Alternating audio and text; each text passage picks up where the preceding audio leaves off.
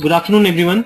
I, Ankit, on behalf of NEN and Wadhwani Foundation, would like to invite you all for this webinar and also introduce our expert, Mrs. Vinita Ananth. Vinita is the CEO and founder of CEO Council of India, which aspires to be country's largest and the most influential CEO community. She is also CEO and founder of Gitgrow, a software company that is on a quest to simplify web analytics, providing an all-in-one web optimization solution that improves conversations and engagements. Previously, Vinita was the CEO of Social Use Software and Services, a company that offers actionable insights to marketers, helping them optimize their campaigns and customer engagements. Vinita has over 13 years of professional experience in software and services. Vinita's extensive experiences include leadership positions in software sales, business planning, service management, application delivery, and business development. Vinita was instrumental in the growth and success of Mercury Interactive and HP Entrepreneurial SaaS venture, making it amongst the top 10 SaaS ventures and the largest SaaS IT management company in the world. Vinita has been speaker at various conferences in Singapore, Australia, China, Japan, India, and Hong Kong, like Springboard's SaaS Asia, CTO Forum, CIO Summit, IT Executive Summit, and QI Software Testing Conference. Vinita holds a bachelor's degree in electronics engineering and an MBA from Santa Clara University. Before I hand over the floor to Vinita, a quick note to all our attendees. You will all be on mute. You may ask questions by typing in the panel provided. Our expert will answer the questions after his presentation. Over to you, Mrs. Ananth. Thank you very much, Ankit, for the introduction, and thank you, NEN, for the opportunity to talk about a topic that's very close to my heart. I speak to a lot of entrepreneurs on an ongoing basis, and especially I'd say women reach out to me and ask me the question as to how I'm able to make it work, balance between work and home, and it's really, I think, an oxymoron where I don't think there is an easy way to balance work and home. And these days, a lot of people are starting to use the word integrating, or finding a way to bring together work and home in a way that you feel is comfortable to suit your lifestyles and the needs of your family. So I'll talk just a little bit about myself before I go into some of the things that I would say I use as mantras when I try to balance work and home. Okay, a little bit about myself. I'm in my previous role, I was the director of HP Software as a Service for Asia Pacific and Japan. On the professional side, I got out of a larger company about 2.5 years ago and started a company called Social Use, which I did for about 2.5 years. I did consulting in the social media space. It was a very hot space. And then felt that I really wanted to build a software company. And that's how the idea for Gitgrow germinated. I'm currently the founder of Gitgrow, which is we're trying to simplify web analytics. I also have been very passionate about community building, and it's one of those initiatives that I've wanted to do in the past, never got a chance, and about 9 months ago started to work with a couple of partners of mine, Tapan Garg and Amrita Singh, to build out the CEO Council of India, which is a member-driven community of chief executives. So I'd say most of my background has been in tech and technology, a bit of community building more recently. And on the personal side, I'd say one of the things that I really like doing is playing tennis. I picked this up when I started playing along with my kids. I didn't have any skills in tennis before that, but kids started to pick up the game, and I felt I really wanted to learn it also with them. And now all of us, the entire family, play tennis. So on the personal side, I grew up in India. I got married, and after I graduated, I did my engineering in electronics and communication in Mysore. And after that, I went to the US.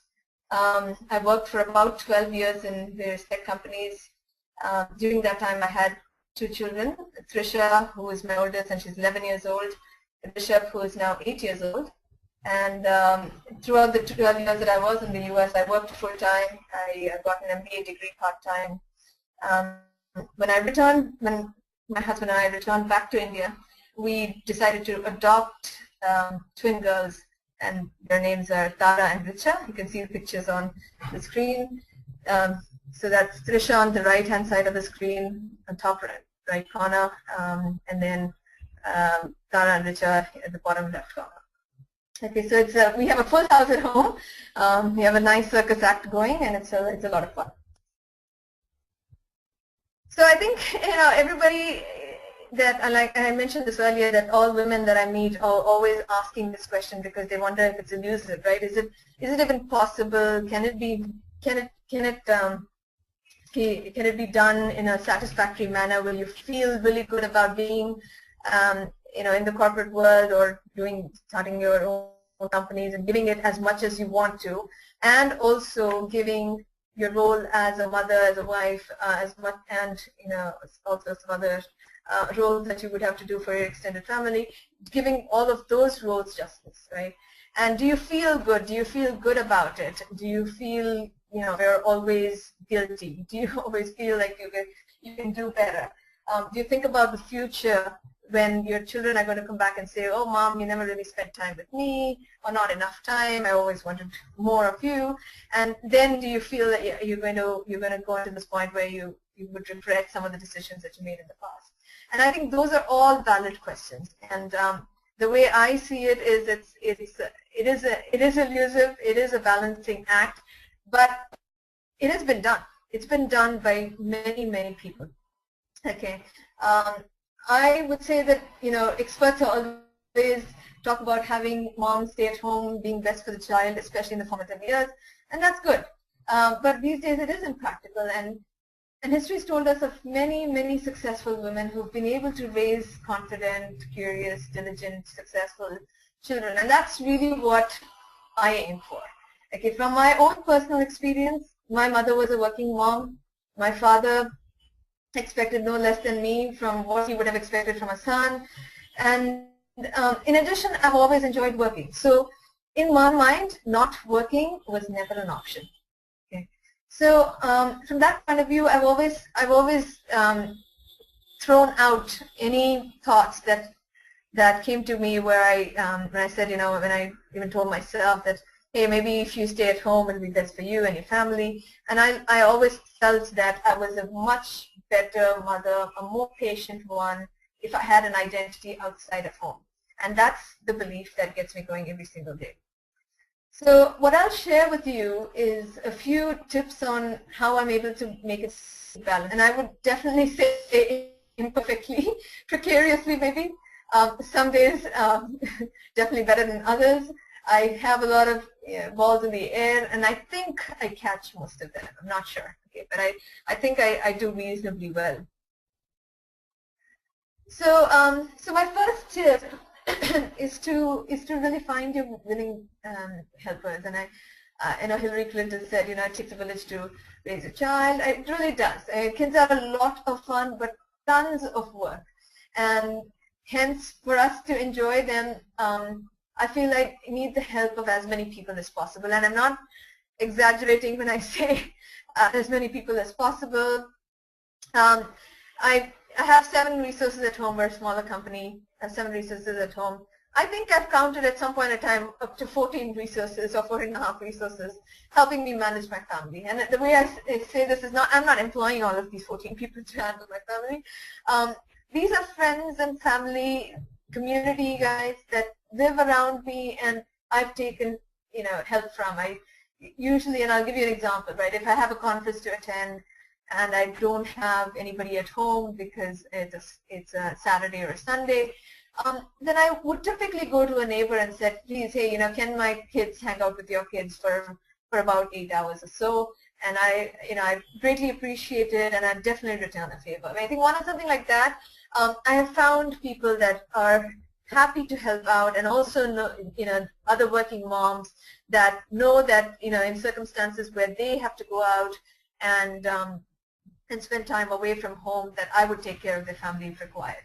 So at the end of the day, I do take the help of as many people as possible, friends, family, teachers, any acquaintances, anyone that I think is trustworthy, right?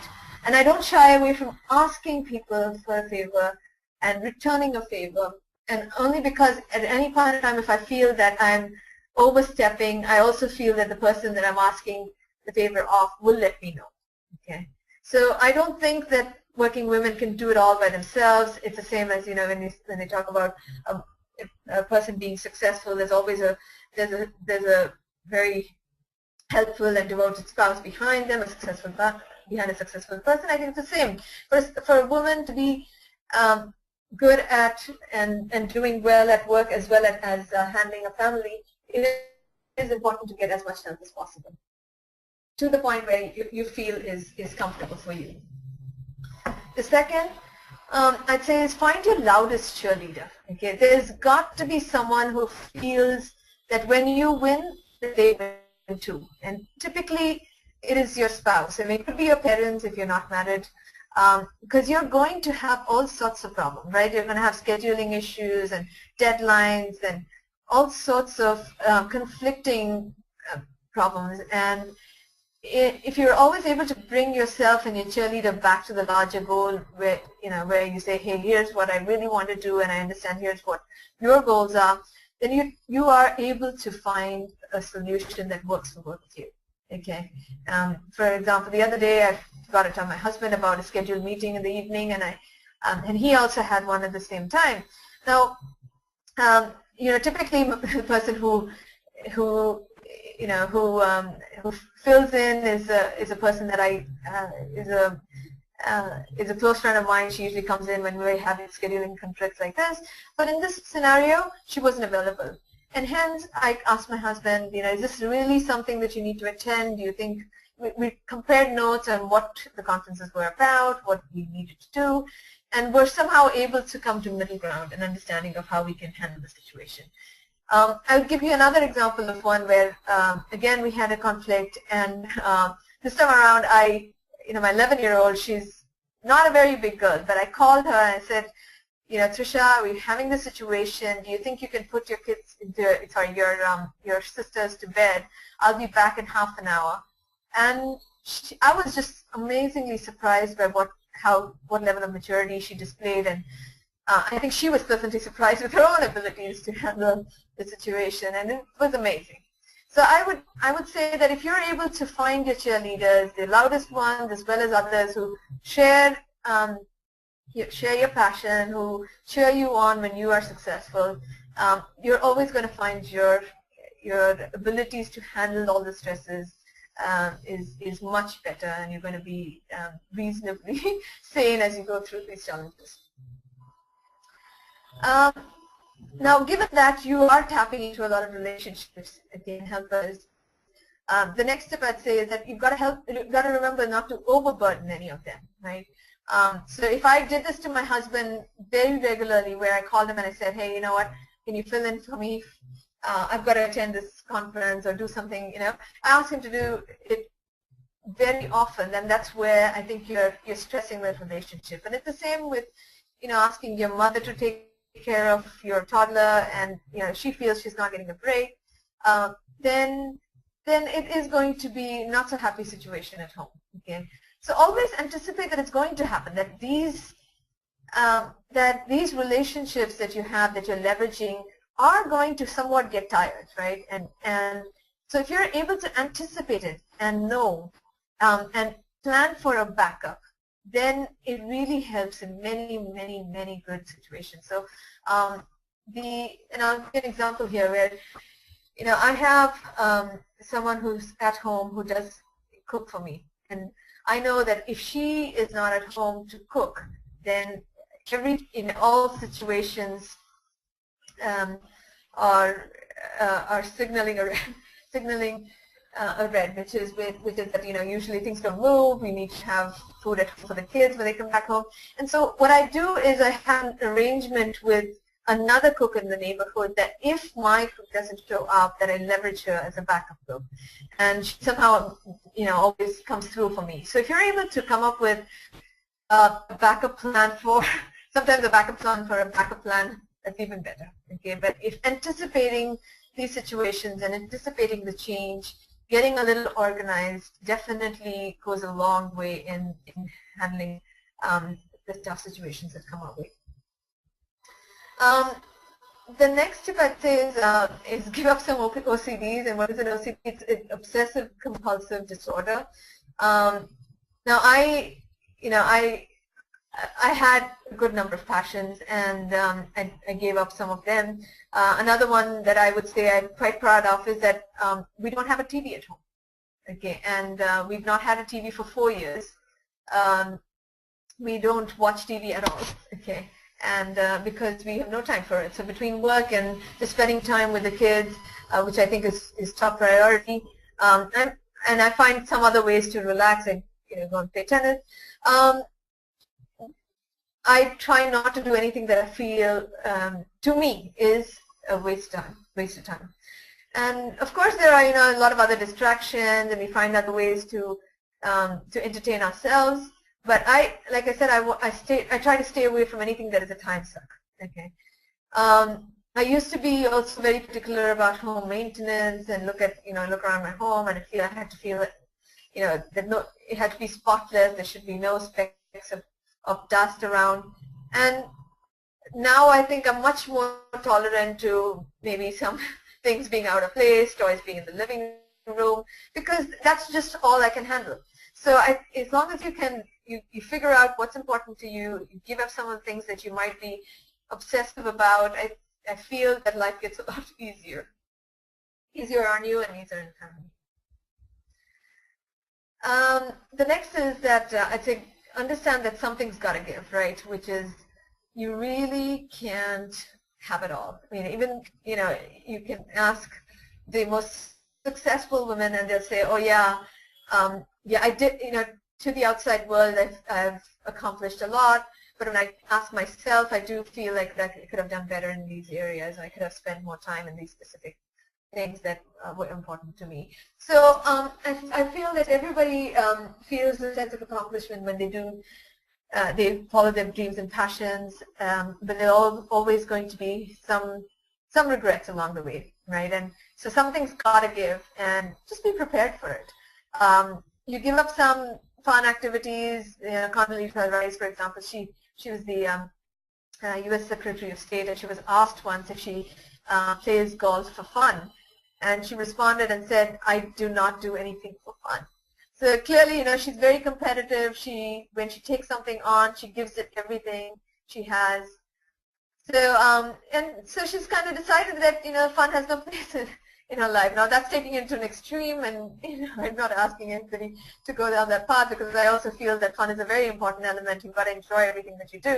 Enjoy your time with your family. Enjoy your time with your colleagues at work, and the work that you do as well.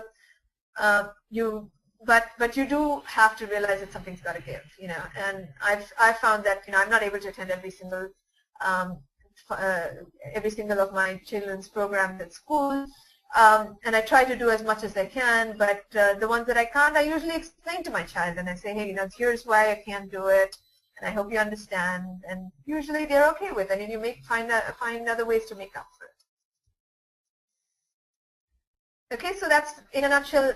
A few tips. I'm sure there's a lot more when you talk to successful working women, but I'll just review them once more, which is find your willing helpers, family, friends, hired help, employees, find your biggest supporters. Don't overburden any relationships. Give up some of your obsessive compulsive disorders, and understand that something's got to give. And yes, I think all of you know that this is the best way to ease guilt, which is integrate work and home. Okay, get really creative. I take my kids to conferences sometimes. I bring them into work. They enjoy it as well. I give them some fun projects. Once I remember my son, I brought him to work, and he said, "Give me something to do," and he was very happy typing some of the business cards that I collected in conferences into an Excel spreadsheet. So anything that is fun for them to do, for them to feel important, and feel like they can understand some of what you're doing at work. When I work from home, there's comfort in just that. I mean, even if you're in a room, constantly talking to people on the phone, I find that there's huge comfort in the child knowing that you're in the house. Okay, and so that's perfectly fine. They do their activities, you do yours. That's also good. participate as much as possible in the kids' activities when you're at home. Try to give them the complete attention. Balance your multitasking with one-on-one time also with the kids. I try to see if I can do some of that. I try to look at the needs of each of my kids, and they're all different. So group time and finding ways to do activities together is fun. I also try to do something just one-on-one with each of my children. And yeah, I think there's ways that you can get creative and ease the guilt. Okay, know that it can be used. So that's all I had, Ankit. I'm going to hand it back to you and check if the audience has any questions. We'll move on to Q&A session now. How do we manage when we have relatives at home and we have to give them time, and also there are important work to be completed? Yeah, I think that's a hard one, especially when they come for a short period of time, right? And what I have found is that if the relatives that visit you have an understanding of the nature of your work, they're usually more forgiving. And so I think that's where you'll have to really sit down with them. You can even tell them in advance before they come, here's what my schedule is like, and I know I'd love to spend time with you, but here are some of the challenges I have, and can we make the most of the time that we can spend with each other? Make them feel special when you get whatever little time that you get with them. Try to make them feel special. Next question is from Runa. How do we balance between work and home when living in a joint family, and how can it be handled better? I went through some of this, and I was never in a joint family, but I can totally understand women these days who feel, my mother-in-law doesn't understand how important work is for me, or the fact that a lot of women these days are spending 8, 9, 10 hours working on an ongoing basis, right? And that's what the expectation is of me from my boss. So I think all of those questions are valid, and I think it comes down to understanding from both sides. You understanding from your point of view, what is it that you want to do? Can you communicate that well to your family members and say, hey, this is what my background is, this is what my dreams were, and I've always wanted to work and accomplish something, and I feel incomplete if I didn't do it, and here's what the demands of my work is, versus also understanding from their point of view what their dreams were, and trying to find a middle ground. And I think that sometimes it's just like years of tough times before you get to a reasonable set of expectations from both ends. My mother-in-law also wasn't used to us spending, both my husband and I spending really long hours out of the house, and I think now she's come to terms with it because she's seen the world change so much. She's like, oh, okay, it's not just you guys, but everybody else in your age group, this is what they're doing. So sometimes it's just also telling them how the world's changed and what are some of the things that needs to happen, and maybe they'll be able to change their mindset to support you. And also, when they know that you're trying to do the best for the family and keeping the family interests in mind, I think they'll give you allowances. In the US, this is a very interesting thing that used to happen where there would be once a year or twice a year there would be parties where family members were invited into work, and the reason they did that is because the bosses would take the time to explain to the family members how your contributions have been to the company and how important and how well you've been doing your job. And it makes your family members feel really proud of you. And also they start to understand your side of the equation. And I think that if you're able to even get some of that happening over here in India, huge value there. Question is from Tejaswini. How can we explain working on Sundays to family?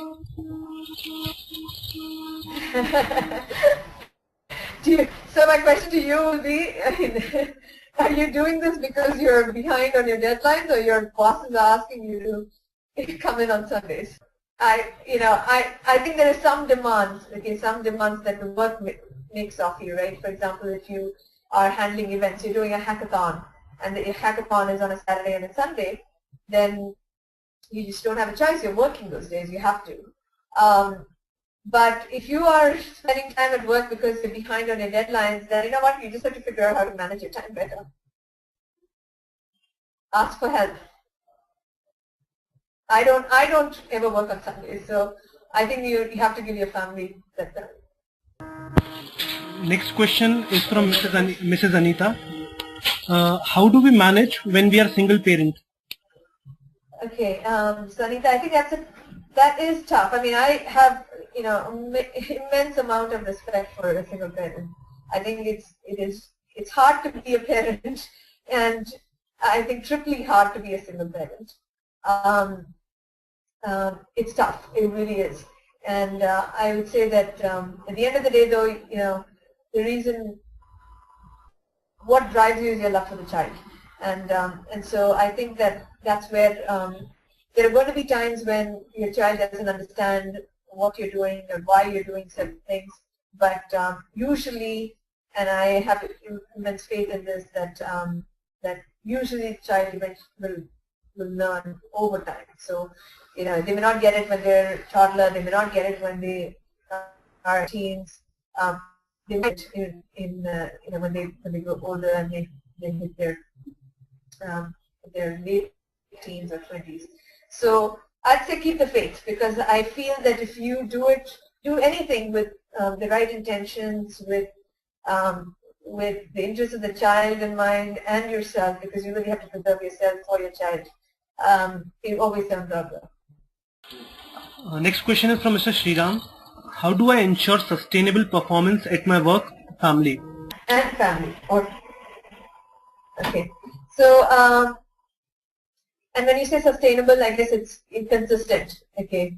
So the way I look at it is, yes, I mean, at the end of the day, the person who is judging how you do at work is your boss. The person who is judging how you do at home is yourself, and maybe some other family members. But I think the most important thing is to satisfy yourself, right? And say, okay, here's the best I can do for my family. It's never going to be perfect. I think there's going to be periods of time where your family demands more of your attention, and your work might suffer because of that. And there's going to be other times where your family life is working like clockwork, and you've got a lot more demands happening at work. And I think you just have to, it's a very personal thing. You just have to figure it out as to what is it that you can do, what is it that you can handle, without over stressing yourself and being, I think, being not performing to your satisfaction in any one of those roles. You will feel that you're not at your peak performance in both those roles, but you're going to find that optimal point where you say, okay, this is good enough. Okay. And I think good enough is what we're trying to aim for when you're doing multiple things, and that's what we have to also wrap our heads around, because in an ideal situation we have one thing that we work for, right? It's one goal, and that's it. You just you give it everything you have, but that's not how life is. Life is typically throwing a lot of curveballs at you, and so because you're going to have all of those curveballs, you're trying to balance it out. You're going to find a point where you say, hey, this is good enough. I remember, when I used to work for a company in the US called Mercury Interactive, every evening I would go home thinking, you know what, my work is not done, but this is all I can handle. And I think that's maybe that's the feeling that you get used to, and say, you know what, I'm just going to work till I feel I've done my best, and then move to my next set of responsibilities. And what, I also say that on the family side, it's harder because it's not instant gratification, right? I mean, if the work that you put in to nurture your family, your children, you don't see the results of it right away, because usually what you see is your child throwing a tantrum or misbehaving in front of friends, and that's where you need to keep strong and just say, I'm keep doing what I think is right, and my child is eventually going to figure things out. And assume that this, especially when you're working with your family, that you're never going to see immediate results. So you just have to keep yourself sane, work consistently, give your child and the rest of your family members as much love as possible, and it usually works out. Now we'll take last question of the day. How do I maximize emotional energy within my organization apart from family? So it's a very good question, because I guess the question is, do you have limited passion that you want to put? If you put it in work, you feel depleted when you're working when you're at home, or vice versa, right? If you give your family everything, then do you feel you really need to be emotionless at work? And I think it depends on the kind of person you are. I'm not saying that people can't prioritize one over the other, but I am in general a reasonably calm person, and even when I have passion, I don't show a whole lot of emotion. Okay, whereas my husband is a highly passionate person and visibly passionate person. So he shows the same kind of passion at home and at work.